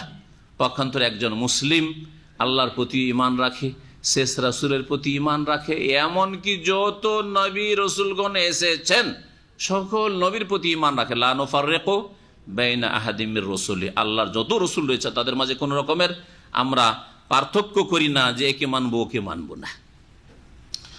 ওয়ানফিকু মিম্মা জাআলাকুম মুস্তাখলিফিনা ফি, আর তোমরা ব্যয় করো ওই ধন সম্পদ থেকে যার ওপর তোমাদেরকে কি করা হয়েছে, খলিফা বানানো হয়েছে, তোমাদেরকে স্থলাভিষিক্ত করা হয়েছে। জাআলাকুম, আল্লাহ পাক বানিয়েছেন মুস্তাখলিফিনা ফি, যাতে যার তোমাদেরকে, বা ভাব অর্থ করে যার তোমাদেরকে উত্তরাধিকারী বানিয়েছেন। তোমরা ব্যয় করো ওই ধন সম্পদ থেকে যার তোমাদেরকে উত্তরাধিকারী বানিয়েছেন। আল্লাহ পাক খলিফা বানিয়েছেন, ধন সম্পদের খলিফা, বাপের খলিফা ছেলে, আবার ছেলে, ওই ছেলে চলে গেল তার ছেলেরা, মেয়েরা ইত্যাদি, জামাই, অন্যরা। ফাল্লাযীনা আমানু মিনকুম, সুতরাং তোমাদের মধ্যে থেকে যারা বিশ্বাস স্থাপন করবে, ও আনফাকু, আর ব্যয় করবে আল্লাহর রাস্তায়, আল্লাহর সন্তুষ্টির জন্য, আল্লাহর দ্বীনের জন্য, লাহুম আজরুন কবীর, তাদের জন্য রয়েছে মহাপুরস্কার। ওয়া মা লাকুম লা তুমিনুনা বিল্লাহ, তোমাদের কি হয়ে গেছে যে আল্লাহর প্রতি তোমরা ঈমান নিয়ে আসবে না? ও রাসূল ইয়াদউকুম, অথচ রাসূল তোমাদেরকে ডাকছেন, রাসূল আহ্বান করছেন। এমন না যে তোমরা অজ্ঞতায় আছো, রাসূল পাঠিয়ে আল্লাহ পাক তোমাদেরকে দাওয়াত পৌঁছে দিয়েছেন। লিতুমিনু বিরাব্বিকুম, যাতে করে তোমরা তোমাদের প্রতিপালকের প্রতি ঈমান নিয়ে আসো। ওয়াকাদ আখাযা মিসাকাকুম, আর রাসূল পাঠানোর সাথে সাথে আল্লাহ পাক রব্বুল আলামিন তোমাদের কাছ থেকে চুক্তিও নিয়েছেন, প্রতিশ্রুতিও নিয়েছেন। এই চুক্তি কি? আর আখাজার ফাইল কর্তাই বা কে? একদল বলছেন আখাজা মানে আখাজ আল্লাহ, আল্লাহ পাক তোমাদের কাছ থেকে চুক্তি নিয়েছেন। তোমাদের কি চুক্তি? আদম আলাইহিস সালামকে সৃষ্টি করার পরে আদম আলাইহিস সালামের পিঠ থেকে আত্মাগুলিকে বের করলেন, নিলেন আল্লাহ রাব্বুল আলামিন। নেওয়ার পরে কি বললেন?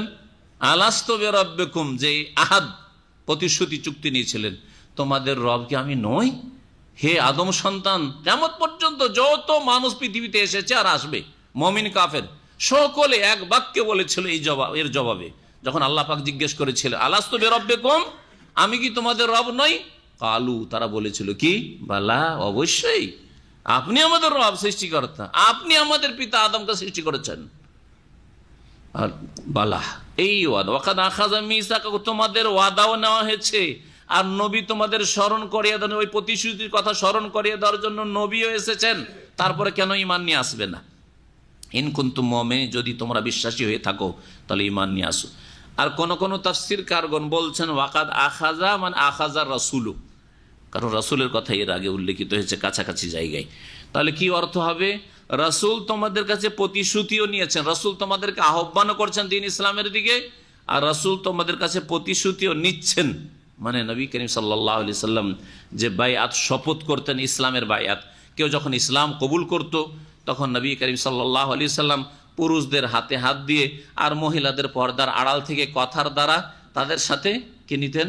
বায়াত মানে শপথ নিতেন যে তোমরা আল্লাহর প্রতি ঈমান নিয়ে আসবে, রাসূলের প্রতি ঈমান নিয়ে আসবে, তোমরা 5 ওয়াক্ত সালাত কায়েম করবে, নেক আমলগুলি করবে, আর গুনার কাজ করবে না। বায়উনি আলা আল্লাহ তুশরিক, যে বায়াতের কথা সূরা মুমতাহিনাতে রয়েছে, সূরা মুমতাহিনা যার তাফসীরের আগে হয়েছে 28 পারাতে রয়েছে, আর ওতে রয়েছে যে শিরক করব না, খুন করব না, জিনা করব না, মিথ্যা অপবাদ দেব না, ইত্যাদি ইত্যাদি। এইভাবে রাসূলুল্লাহ সাল্লাল্লাহু আলাইহি সাল্লাম ইসলাম কবুলের বায়াত নিয়েছেন। এই এক বায়াত ইসলামে রয়েছে। আর ইসলামী খেলাফত প্রতিষ্ঠা হলে শাসকের বায়াত রয়েছে। আর নবী সাল্লাল্লাহু আলাইহি সাল্লাম কখনো কখনো জিহাদের ময়দানে জিহাদের জন্য বায়াত দিয়েছে, জিহাদ ফি সাবিলিল্লাহর বায়াত রয়েছে। খলিফাগণ আবু বকর, ওমর, তারা যখন খলিফা রাশিদিন খলিফা হয়েছেন বা যুগে যুগে খলিফারা হয়েছেন, তখন দেশের গণ্যমান্য সকলের কাছে ভোট ইলেকশনের মতো নয়, গণ্যমান্য লোকদের কাছ থেকে বায়াত নেওয়া হয়েছে। তার মানে বাকি যারা রয়েছে গণ্যমান্য লোকদের আওতাভুক্ত, তারা তাতে সামিল রয়েছে, আনুগত্যে সামিল রয়েছে। এই দ্বিতীয় বায়াত হচ্ছে খেলাফতের বায়াত, তৃতীয় বায়াত হচ্ছে জিহাদ ফি সাবিলিল্লাহর বায়াত। এছাড়া পীর মুরিদের বায়াত, দলের বায়াত, জামাতের বায়াত, ওসব বায়াত ইসলামে নেই। তারপর আল্লাহ পাক রব্বুল আলামিন বলছেন হুয়াল্লাযী ইউনাজ্জিলু আলা আবদিহি আয়াতিন বায়্যিনাত, আল্লাহ তো সেই সত্তা যিনি তার বান্দার ওপর নাজিল করেছেন আয়াতিন বায়্যিনাত, সুস্পষ্ট নিদর্শনাবলী। আল্লাহ নাজিল করেছেন তার বান্দা মুহাম্মদ রাসূলুল্লাহ সাল্লাল্লাহু আলাইহি ওয়াসাল্লামের ওপর সুস্পষ্ট নিদর্শনাবলী বা আয়াত। এই আয়াত বলতে কি বোঝানো হয়েছে? একদল তাফসীররা বলছেন আয়াতে কাউনিয়া, সৃষ্টিগত আয়াত মানে মুজিজা। নবী মুহাম্মদ সাল্লাল্লাহু আলাইহি ওয়াসাল্লাম মুজিজা দিয়েছেন। এক তো নবী তোমাদেরকে আহ্বান করছেন, তারপরে চুক্তি নিয়েছেন আল্লাহ রাব্বুল আলামিন বা তার রাসূল চুক্তি নিয়েছেন, বায়াত নিয়েছেন। 3 নম্বর কথা যে তোমাদের মুজিজা দিয়ে স্পষ্ট করে দেখিয়ে দিচ্ছেন যে মুহাম্মদ রাসূলুল্লাহ তোমাদের মতো সাধারণ কোনো মানুষ না, আল্লাহ পাক তাকে শক্তিশালী করেছেন মুজিজা দিয়ে। মুজিজা যদিও আল্লাহর ক্ষমতাধীন, নবী নিজের হাতে কখনো মুজিজা প্রকাশ করতে পারেন না। এটা হচ্ছে আহলে সুন্নাত ওয়াল জামাতের আকীদা। এইরকমই কোন ওলি সম্পর্কে এইরকম বদ আকীদা রাখবেন না, শিরকি আকীদা রাখবেন না যে ওলি যখন তখন কেরামতি দেখাতে পারে। কেরামতি যদি চান সত্যিকার অর্থে আর সত্যি আল্লাহর ওলি হয়, তো আল্লাহ রাব্বুল আলামিন কখনো দেখাতে পারেন। তাই বলে যখন তখন দেখাবে, যদি কেউ বলে যে যখন তখন আমাদের ওলি সাহেব আর বুজুর্গ আর পীর সাহেব কেরামতি দেখায়, তাহলে তারা ভণ্ড, আর সেও ভণ্ড, পীর ভণ্ড আর পীরের ভক্তরও ভণ্ড। কখনো এটা হক নয়, বরং ওই মুজিজা কেরামত সব কিছু আল্লাহ পাক, অসাধারণ কিছু ঘটানো একমাত্র আল্লাহ পাক রব্বুল আলমিনের হাতে। তো আল্লাহ রব্বুল আলমিন বলছেন যে স্পষ্ট আয়াত মানে মুজিজা, তাহলে একটি তাফসীর। দ্বিতীয় তাফসীর হচ্ছে সুস্পষ্ট আয়াত মানে কোরআনে কারীমে আয়াত নাযিল হচ্ছে, আয়াত দ্বারা তোমরা হেদায়েত হবে না, রসুলের ডাকেও তোমরা সাড়া দেবে না, অথচ তোমরা আল্লাহর সাথে ওয়াদা করেছো, প্রতিশ্রুতি দিয়েছো আল্লাহকে, লিইউখরিজাকুম মিনাজ যুলুমাতি ইলান নূর। আয়াত সুস্পষ্ট আয়াতগুলি আল্লাহ এই জন্য নাজিল করেছেন যাতে করে তোমাদেরকে বের করেন তিনি অন্ধকার সমূহ থেকে আলোর দিকে। অন্ধকার গুমরাহি যেহেতু অনেক রয়েছে, সেই জন্য বহু বচন উল্লেখ হয়েছে। আর নূর আলো এক বচন, কারণ দিন ইসলাম হক হচ্ছে একটি, হক একাধিক নয়। ওয়া ইন্নাল্লাহা বিকুম লারাউফুর রহিম, নিঃসন্দেহে আল্লাহ পাক রব্বুল তোমাদের সাথে বড়ই সহনশীল এবং তিনি দয়ালু। ওমা লাকুম আল্লা তুনফিকু ফি সাবিলিল্লাহ, তোমাদের কি হয়ে গেছে যে আল্লাহর রাস্তায় তোমরা ব্যয় করো না।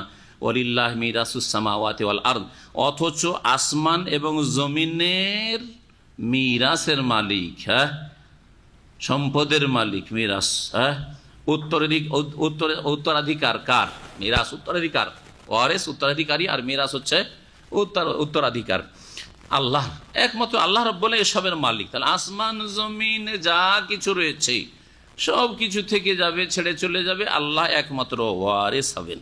লা ইয়াস্তাউই মিনকুম মান আনফাকা মিন ক্বাবলিল ফাতহি ওয়া কাতাল, তোমাদের মধ্য থেকে যারা বিজয়ের পূর্বে, আল্লাহ এখানে কোন বিজয়ের কথা বলে? শুধু বিজয় বলেছে, বিজয়ের পূর্বে যারা ব্যয় করেছে এবং সশস্ত্র যুদ্ধ করেছে, জিহাদ করেছে, তারা সমান হতে পারবে। লা ইয়াস্তাউই মিনকুম মান আনফাকা মিন ক্বাবলিল ফাতহি ওয়া কাতাল, যারা তোমাদের মধ্য থেকে ব্যয় করেছে আল্লাহর রাস্তায়, মিন কাবলিল ফাতহি বিজয়ের পূর্বে, ওয়া কাতালা এবং সংগ্রাম করেছে, সশস্ত্র জিহাদ করেছে, তারা অন্যদের সমান নয়। যারা বিজয়ের পরে ইসলাম গ্রহণ করেছে এবং আল্লাহর রাস্তায় ব্যয় করেছে তাদের সমান নয়। উলাইকা আযামু দারাজাতাম মিনাল্লাযিনা আনফাকু মিন বাদ, বরং এরা হচ্ছে যারা আগেই ইসলাম গ্রহণ করেছে বিজয়ের আগে, আর আগেই যারা জিহাদ করেছে, বদর ওহদে শরিক হয়েছে, খন্দকে শরিক হয়েছে, এরা হচ্ছে মর্যাদার দিক দিয়ে সুউচ্চ। মিনাল্লাযিনা, ওই সব সাহাবায়ে কেরামদের তুলনায়, আল্লাযিনা আনফাকু মিন বাদ, যারা ব্যয় করেছে পরে, বিজয়ের পরে। তবে শুনে রাখো, ওয়া কাতালু, এবং এরা জিহাদও করেছে, যারা বিজয়ের পরেও ইসলাম গ্রহণ করেছে তারাও জিহাদ করেছে, হুনাইনে শরিক হয়েছে, আর অন্যান্য যে জাহাদগুলি হয়েছে সেগুলিতে শরিক হয়েছে। তবে এতে থেকে কেউ যেন না মনে করে যে আগেরগুলির তো বড় মর্যাদা রয়েছে আর পরে যারা ইসলাম গ্রহণ করেছে তাদের কোনো মর্যাদা নাই। এই সংশয় নিরসনের জন্য আল্লাহ বলছেন, শোনো, সকলের মর্যাদা রয়েছে, তবে মর্যাদায় পার্থক্য রয়েছে। ওয়াকুল্লান ওয়াদাল্লাহুল হুসনা, প্রত্যেকের সাথে আল্লাহ পাক কল্যাণের প্রতিশ্রুতি করেছেন, ওয়াদা করেছেন। প্রত্যেককে আল্লাহ পাক কল্যাণের ওয়াদা দিয়েছেন, প্রতিশ্রুতি দিয়েছেন। হোসনা মানে এখানে জান্নাত, প্রত্যেকে জান্নাতি। এই আয়াতের অংশটুকু স্পষ্ট দলিল যে সাহাবায়ে কেরামরা সকলেই জান্নাতি। শুনে রাখেন ভালো করে। একমত রাফেজি শিয়া মুনাফিক যারা এই উম্মতের, এরাই সাহাবায়ে কেরামদেরকে গালমন্দ করে জাহান্নামী বলে, কাফির বলে। ওদের কাছে 5 জন সাহাবী ছাড়া বাকি নাকি 1,24,000 বেশি সাহাবী সকলে নাকি মুরতাদ হয়ে গেছে, নাউজুবিল্লাহ। এই মুনাফিক হচ্ছে এই রানীরা, যারা ষড়যন্ত্রে লিপ্ত আছে মক্কা মদিনা দখল করার জন্য। আর এটা অনেক সহি আকীদার গুমরাহগুলো বুঝতে পারে না, গুমরাহির শিকার হচ্ছে। আর তাদেরকে শক্তিশালী করছে তাদের বিভিন্ন বিবৃতি দিয়ে, আর তাদের বিভিন্ন রকমের লিখনি দিয়ে, আর তাদের বিভিন্ন রকমের ওই যে ভাষা আর কথা দিয়ে। আল্লাহ পাক এদেরকে যেন হেদায়েত দান করেন, আর এদের বক্রতা যেন আল্লাহ পাক দূর করেন। তো আল্লাহ রাব্বুল আলামিন এখানে বলছেন যে বিজয়ের কথা। এই বিজয় কোন বিজয়? অধিকাংশ মুফাসসিরিনগণ বলছেন যে মক্কা বিজয়কে বোঝানো হয়েছে। তাহলে মক্কা বিজয় হচ্ছে 8ম হিজরিতে। তার আগে যারা ইসলাম গ্রহণ করেছে তাদের মর্যাদা অনেক বেশি।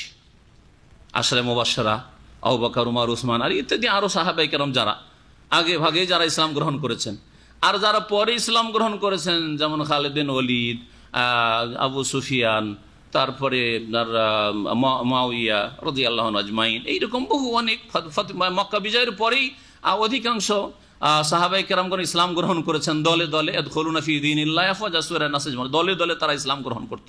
কিন্তু এই মক্কা বিজয়ের পূর্বে প্রতিদিন হয়তো 1 জন 2 জন 10 জন 20 জন, এর বেশি না।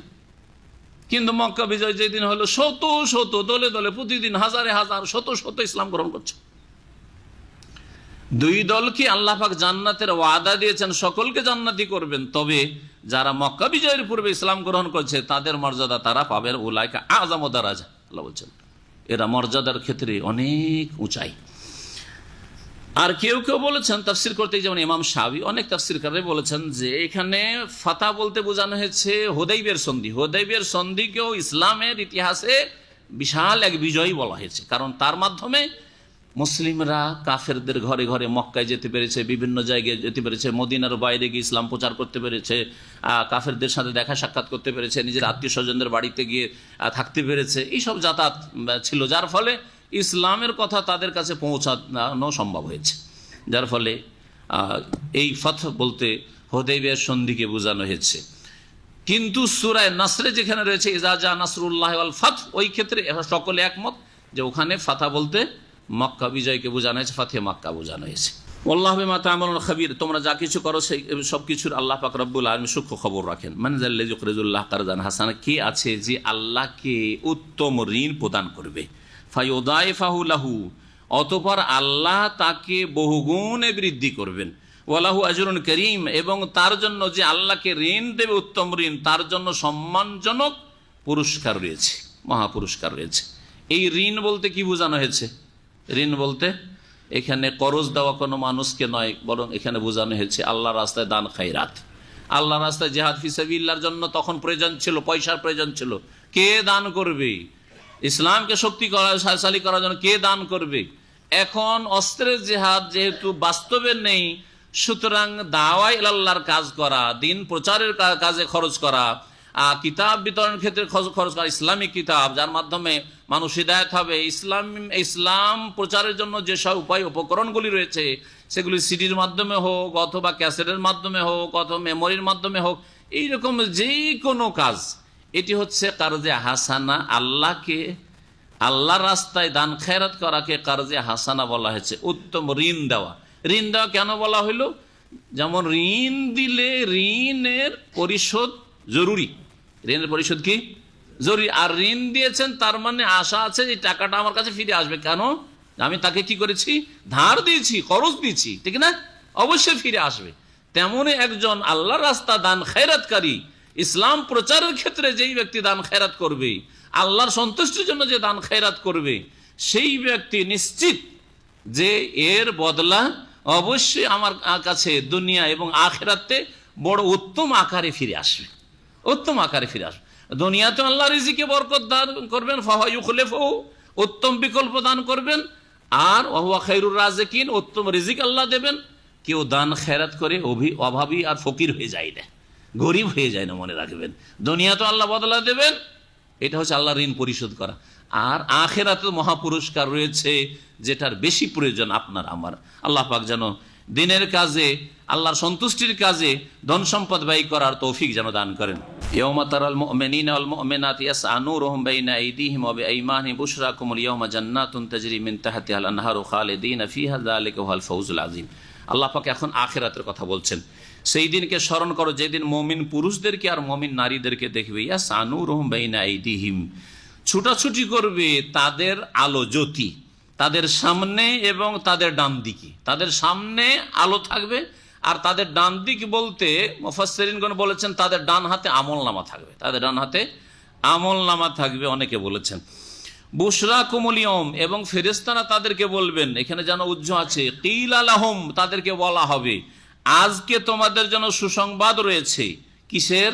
জান্নাত, যে তোমাদের জন্য জান্নাত রয়েছে। তাজরি মিন তাহতিহা আনহার, যার নিম্ন দেশে নহর সমূহ, নদী নালা প্রবাহিত রয়েছে। খালিদিনা ফিহা, সেখানে তোমরা চিরকাল থাকবে। যালিকা হুয়াল ফাউজুল আযীম, আর এই হচ্ছে মহা সাফল্য। এইভাবে আল্লাহ রাব্বুল আলামিন মুমিনদেরকে কি করবেন কিয়ামতের দিনে? পুল, যে জাহান্নামের পিঠের ওপর, জাহান্নামের ওপরে যে পুল থাকবে, যেটাকে পুল সিরাত বলা আমাদের দেশের ভাষায়। সিরাত মানে কিন্তু পুল, আর পুলটা হচ্ছে ফার্সি ভাষা। তো এই পুল পার হওয়ার সময় জান্নাতীদের কাছে, মুমিনদের কাছে আলো থাকবে, সামনে আলোকিত থাকবে, যার ফলে দেখতে রাস্তা ক্লিয়ার, আর দ্রুত তারা পার হয়ে যাবে। আমল অনুপাতে তারা পার হবে, কেউ দ্রুত বেগে, কেউ আস্তে, বিভিন্ন রকম ভাবে। কিন্তু মুমিনরা, যারা সত্যিকার মুমিন, তারা এই পুল পার করবে আর তারপরে জান্নাতে যাবে। পুল না পার করে কেউ জান্নাতে যেতে পারবে না, সকলকে পার হইতে হবে। যেমন সূরা মারইয়াম আল্লাহ বলছেন, ওয়া মিনকুম ইল্লা ওয়ারিদুহা, তোমাদের মধ্যে এমন কেউ নেই যে এই জাহান্নামের ঘাটে নামবে না, মানে জাহান্নামের পুলের ওপর দিয়ে পার হতেই হবে। কানা আলা রাব্বিকা হাতমান মাকদিয়া, এটি হচ্ছে তোমার রবের চূড়ান্ত ফয়সালা। কিন্তু মুনাফিকদের অবস্থা দেখেন, আল্লাহ পাক বলছেন, ইয়াউমা ইয়াকুলুল মুনাফিকুনা ওয়াল মুনাফিকাত, স্মরণ করো সেই দিনকে, কিয়ামতের দিনকে, যেদিন মুনাফিক পুরুষ আর মুনাফিক নারীরা বলবে লিল্লাযিনা আমানু, মুমিনদের উদ্দেশ্যে, মুসলিমদের উদ্দেশ্যে, উনজুরুনা, আমাদেরকে একটু সময় দাও, ছাড় দাও, উনজুরুনা, আমাদেরকে একটু অবসর দাও, যে তোমাদের আলোগুলি একটু আমরা গ্রহণ করি। নাখতাবিস মিন নূরিকুম, তোমাদের আলো থেকে, জ্যোতি থেকে কিছু আমরা হাসিল করি, গ্রহণ করি, উপকৃত হই। কিলা, তখন মুমিনরা জবাবে বলবে, ইরজিউ ওয়ারাআকুম, তোমরা তোমাদের পেছন দিকে ফিরে যাও। পেছন দিকে ফিরে, এই পেছন দিকে ফিরে যাওয়ার মানে কি? দুটো তাফসীর করা। একটা হচ্ছে কিয়ামতের পেছন দিকে হচ্ছে দুনিয়া, ইহ জগৎ, এই দুনিয়া। যাও দুনিয়ায় ফিরে যাও, কারণ দুনিয়া থেকে আমরা নেক আমল নিয়ে এসেছি, যাও দুনিয়াতে চলে যাও। যাওয়ার পর আবার নেক আমল, তৌহিদ, নামাজ, যাকাত, রোজা, হজ ইত্যাদি নেক আমল নিয়ে আসো, আর সৎকর্ম নিয়ে এসে তারপরে আলো হাসিল করো।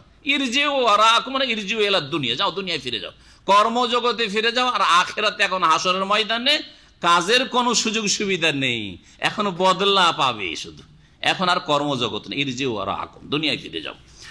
আর কোন তাফসীরকাররা বলছেন, না না, ইরজিউ ওয়ারাআকুম মানে তোমরা পিছন দিকে খুঁজো, সামনের দিকের আলোর চিন্তা করিও না, আমরা পার হয়ে চলে গেলাম, পেছন দিকে তোমরা আলো খুঁজো। এটা তাদের সাথে বিদ্রুপের ছলে, কারণ দুনিয়াতে মুমিনদেরকে নিয়ে মুনাফিকরা ঠাট্টা মজাক করেছে, মস্করা করেছে। সেই দিন মুমিনরা তাদেরকে নিয়ে ঠাট্টা বিদ্রুপ করবে, এর প্রতিশোধটা তখন হবে। দুনিয়াতে দাড়ি দেখলে, 30 বছর 25 বছরের ছেলে যদি দাড়ি দেখে, 50-60 বছরের ওই আপনার বেদিন, তো চাচা বলে, বলে না, চাচা বলে। তারপরে টাকনার উপরে যদি কাপড় দেখে তো অভদ্র বলে, যদি ইসলাম পালন করতে দেখে, ইসলামিক বই যদি দেখে হাতে, বলে মৌলবাদী বলে। এগুলো হচ্ছে মুনাফিকদের কথা, এগুলো হচ্ছে মুনাফিকদের আচরণ। তো মুনাফিকরা দুনিয়ায় ঠাট্টা বিদ্রুপ করেছে, সেই জন্য সেই দিন ঠাট্টা বিদ্রুপের শিকার হবে। জান্নাতীরা বলবেন, ইরজিউ ওয়ারাআকুম, পিছন দিকে তলাশ করে যাও, আলো জ্যোতি তোমরা নেবে, পিছন দিকে যাও। ফালতামিসু নূরা, আর পেছন দিকে গিয়ে তোমরা সন্ধান করো জ্যোতির। ফাদুরিবা বাইনাহুম, এমন সময় ঠিক তাদের মাঝে, এই যে জান্নাতি আর জাহান্নামী, মুনাফিক আর মুমিনদের মাঝে প্রাচীর স্থাপিত করে দেওয়া হবে। সুরিন, সুর মানে হচ্ছে প্রাচীর, মজবুত প্রাচীর স্থাপিত করে দেওয়া হবে। দারাবাজের মানে লাগিয়ে দেওয়া, স্থাপিত করে দেওয়া। লাহু বাব, যার একটি দরজা হবে, বাতিনুহু ফিহি রাহমাতু ওয়া যাহিরুহু মিন কিবালিহিল আযাব, যার ভিতর দিকে হবে, যখন প্রাচীর লাগিয়ে দেওয়া হলো ভিতর দিকে মানে জান্নাতের দিকে, যেদিকে মুমিনরা চলে গেছে সেই দিকে থাকবে রহমত, আর রহমত মানে আল্লাহর জান্নাত। ওয়া যাহিরুহু মিন কিবালিহিল আযাব, আর বাহির দিকে থাকবে আযাব মানে জাহান্নাম, যেদিকে মুনাফিকরা পড়ে রয়েছে, মুনাফিক নারী পুরুষ।